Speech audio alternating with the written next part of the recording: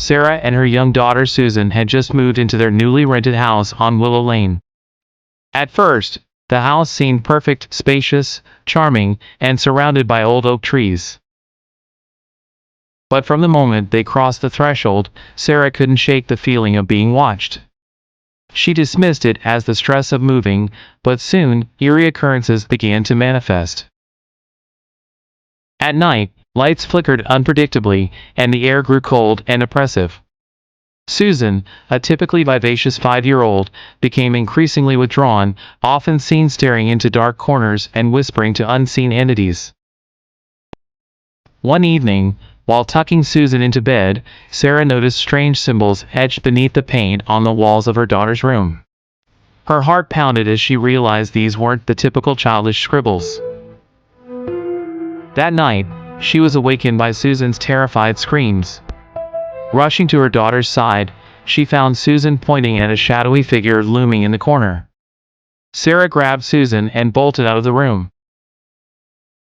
They spent the night huddled in the living room, the glow of the TV barely keeping the pervasive darkness at bay. Determined to get to the bottom of the mystery, Sarah began to research the history of the house. She discovered it was once owned by a recluse named Agatha Willows, rumored to have dabbled in the occult before disappearing without a trace. The more Sarah uncovered, the more the pieces fell into place. The chilling drafts, the strange symbols, Susan's whispers, they all pointed to something sinister. Desperate, Sarah reached out to a paranormal investigator. The investigator, a grizzled man named Frank, confirmed her worst fears: the house was haunted by Agatha's tormented spirit. Armed with this knowledge, Sarah and Frank prepared to cleanse the house. On the night of the cleansing, horrific visions plagued them. Agatha's ghostly form appeared, her face twisted in rage. The walls shook, and an unearthly wail filled the air.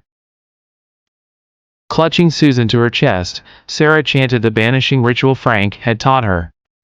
With a final, blood-curdling scream, Agatha's spirit was expelled from the house. As dawn broke, the oppressive atmosphere lifted. For the first time since moving in, the house felt warm and inviting. Sarah and Susan, exhausted but relieved, embraced each other, knowing they had faced the darkness and survived.